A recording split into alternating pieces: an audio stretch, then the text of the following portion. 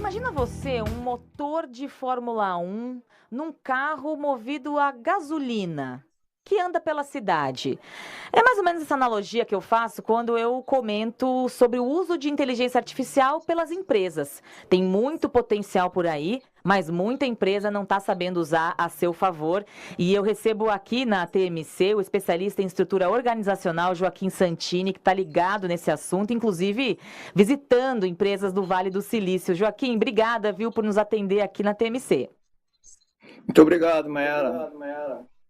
Bom, bora lá, né? A gente tem uma estrutura gigante de inteligência artificial para usar. A gente usa no nosso dia a dia, mas como as empresas hoje podem usar, por exemplo, a inteligência artificial para garantir melhores resultados, ter melhores lucros, enfim, usar a seu favor essa tecnologia que está disponível para a gente? Bom, o campo de aplicação da inteligência artificial é vastíssimo, né? É algo não mensurável hoje ainda. O grande boom teve mais tração a partir de outubro de 2022 com a inteligência artificial generativa, o conceito de GPTs e companhia limitada, né? A inteligência artificial ela existe desde a década de 50, na verdade, em aplicações. Isso veio vindo ao longo do tempo, depois em 2010, 2011, machine learning e assim por diante, né? Então, o campo de aplicação é vastíssimo. As empresas hoje que estão mais evoluídas em inteligência artificial, elas já estão com um modelo de estrutura hierárquica diferente. Já não tem mais aquela história de a caixinha, o presidente, as caixinhas, não. Ela está operando totalmente em ecossistemas, né? Os sistemas são montados, são altamente líquidos, né? Ou seja, eles entram e se compõem e se decompõem à necessidade das oportunidades ou problema que eles estão resolvendo. Dando exemplos claros, na indústria de manufatura, por exemplo, você pode reduzir 30% o custo seu de manutenção. Hoje, numa empresa de manufatura, empresa que produz bens, e custo de manutenção preventiva, preditiva, e, consequentemente, reduzindo também a manutenção coletiva. Quando eu vou para uma empresa de varejo, as aplicações aí, sem centenas de aplicações para identificar as tendências dos consumidores, não só de pesquisa, mas de sensibilidade emocional do próprio consumidor frente aos produtos e assim por diante.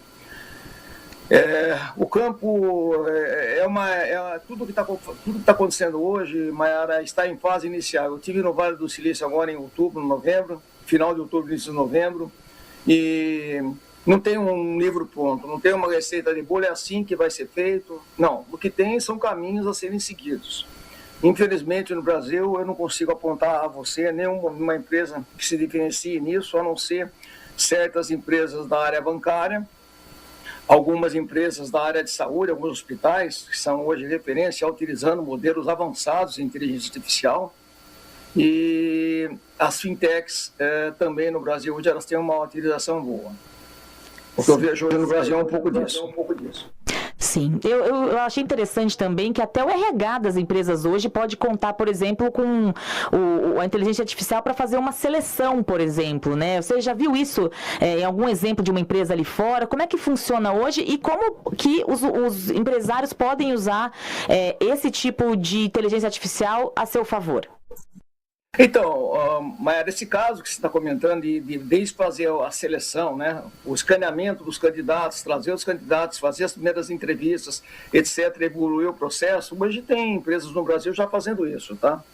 Empresas que têm até o sistema, startups que têm o sistema, e as empresas que compram o sistema, essa plataforma, e utilizam para fazer as entrevistas. Isso está existindo, sim. E com uma certa frequência já. Óbvio que o Brasil é muito grande, tem muitas empresas de médio, pequeno e grande porte, que eu tenho visto isso em algumas empresas de grande porte. O que eu acho que o papel principal do RH, na verdade, num futuro muito próximo, porque essa tendência, eu não trato isso como bolha nunca, Mayara, eu acho que para mim é uma revolução, é como foi a Revolução Industrial, a primeira Revolução Industrial, porque senão tem uma confusão também. Sobre isso, a inteligência artificial ela está trazendo agora a segunda grande revolução industrial, só que vai ser em menor tempo, porque ela é muito acelerada, e a transformação em termos do ambiente de trabalho, de como o trabalho é realizado, vai ser do mesmo porte, da mesma dimensão que foi a primeira revolução industrial. Então aí que entra o RH. O RH, para mim, ele tem que ter um papel ativo, efetivo como um business partner, mas não business partner só para fazer a parte lá de recrutamento, seleção, ajudar o gestor no clima, não, ele tem que ser ativo para, a partir do momento que os agentes de inteligência artificial começam a ser incorporados na unidade de trabalho, ele consiga que as pessoas estejam preparadas para entender esse ambiente e atuar nesse ambiente, porque em breve nós vamos ter uma função nova que é o coordenador de agentes. Quem é o coordenador de agente? É um humano que coordena tanto o humano quanto os agentes que estão ao redor, agentes de inteligência artificial que estão ao redor daquele humano. Então a estrutura é outra, a lógica é outra. Essa ideia do comando e controle, essa ideia taylorista, essa ideia que ainda existe hoje em menos intensidade nas organizações, vai ter que mudar radicalmente. As organizações vão ficar mais planas, efetivamente. Então tem toda uma disrupção para ser feito em termos da cultura organizacional, em termos do modelo de gestão. E aí que o RH tem que entrar forte. Não é para treinar, dar letramento às pessoas, oferecer letramento às pessoas em relação às ferramentas EA, não é isso. É preparar uma redefinição simbólica do trabalho, é redefinir o trabalho, redefinir a cultura organizacional. São novos símbolos que você que ser criados, é uma transição. São novos vínculos emocionais e laços emocionais que vão ter que ser criados em uma dinâmica totalmente diferente. O humano está junto e coexiste em forma harmônica com agentes de inteligência artificial. O que é chamado hoje em nível mundial de inteligência assistida. É o homem mais o algoritmo. Pois é, aí você entra num ponto muito importante, né? As pessoas têm muito medo ainda da inteligência artificial no sentido óbvio. Vai tirar emprego, vai tirar o humano, mas pelo que você está falando aqui, é possível ter uma coexistência muito pacífica, digamos assim, e a partir do momento, acho que os empresários entendem, ou as pessoas entendem que a inteligência artificial pode sim mais ajudar do que atrapalhar, né? Pode melhorar os teus processos, pode trazer mais rapidez para o seu trabalho, mais lucratividade. Queria que você comentasse um pouco sobre isso, justamente para essas pessoas que têm medo, né, dessa coisa nova que é a inteligência artificial. Bom, para mim é fantástico o momento que o mundo está vivendo com a inteligência artificial. É um momento, eu estou tendo o privilégio, né, de poder estar assistindo isso. Eu, como sou analógico, vim da época eu fiz Unicamp, engenharia, da década de 80, então eu levava o cartãozinho lá no centro de computação para perfurar.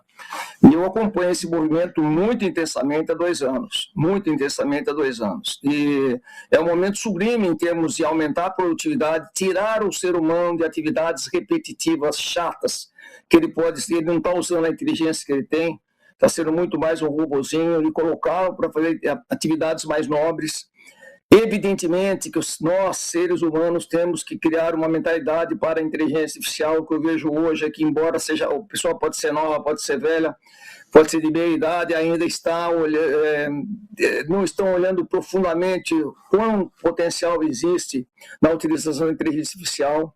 Te afirmaria hoje, Mayara, que quem não estiver utilizando a inteligência artificial em grande escala, não é piloto, porque piloto, no Brasil inteiro tem piloto, né? Pilotinho, faz um piloto aqui, um piloto lá. Em larga escala, vai ficar fora do mercado, ele vai perder competitividade, não vai ter como competir nesse mercado. Diria a você que ele ameaça, sim, os empregos hoje que são muito repetitivos, mas ele potencializa os empregos que usam a inteligência de forma mais abrangente, ou seja, você pega, por exemplo, uma pessoa que tem um trabalho mais intelectual, ele não está mais fazendo sozinho, ele tem trilhões de dados, de algoritmos ao redor dele para poder ajudá-lo a realizar o trabalho. Então, é um salto quântico que vai ser dado na vida. Eu quero focar no trabalho, tá, Mayara? Mas na vida como um todo, mas na questão do trabalho, como eu disse a você, vai ser uma revolução total, está sendo uma revolução total. Quem não conseguir acompanhar, infelizmente, vai ficar fora. Eu acredito muito naquela frase que a inteligência artificial não vai roubar o emprego de ninguém. Quem vai roubar o emprego de alguém é aquela pessoa ou aquelas empresas que não vão conseguir se atualizar e incorporar rapidamente esse tsunami, ou essa tendência, ou algo parecido que queira definir essa revolução, como eu chamo de revolução industrial que está acontecendo hoje. Muito bom. E aí fica aqui, eu acho que também a gente podia deixar uma dica, né, para 2026, não só para empresas, mas para as pessoas, né? Por onde começar? Você mesmo trouxe um exemplo muito bom, que é o seu próprio exemplo, né? Que a gente ainda da época de entregar cartãozinho ali, de que tudo era feito apenas por seres humanos, tudo era muito difícil também, as comunicações eram muito difíceis, né? Isso foi mudando com o tempo. Quem quiser se diferenciar no mercado de trabalho agora em 2026, por onde começar a entender, por exemplo, a inteligência artificial? Tanto empresas, né, quanto pessoas também, porque hoje em dia, quem entende e sabe manipular e usar uma inteligência artificial a seu favor, sai muito na frente do mercado, né? Bom, sem dúvida. Então eu vou começar, me perdoa, eu vou fazer alguns recortes. O primeiro recorte é no C-Level da organização. Eu tive, mês passado, no C-Level de uma grande empresa americana no Brasil, gigante. Definitivamente eles estão ainda engatinhando em termos de inteligência artificial. Toma cuidado, não em termos de robôs, de automação, não é isso que eu estou falando, mas em termos de inteligência artificial embarcada efetivamente, né? Os algoritmos com machine learning e tudo mais. Então, eu quero dizer o seguinte, as C-Levels, se você não está na sua estratégia a implantação de inteligência artificial, mude a estratégia agora, semana que vem, incorpore, define um budget grande, põe dinheiro nisso, precisa pôr dinheiro, porque não custa, porque vai ter que treinar as pessoas, vai ter que ter acesso aos diversos modelos de algoritmos existentes. Essa é a recomendação para o C-Level. Comece já, porque você não vai ter tempo de esperar.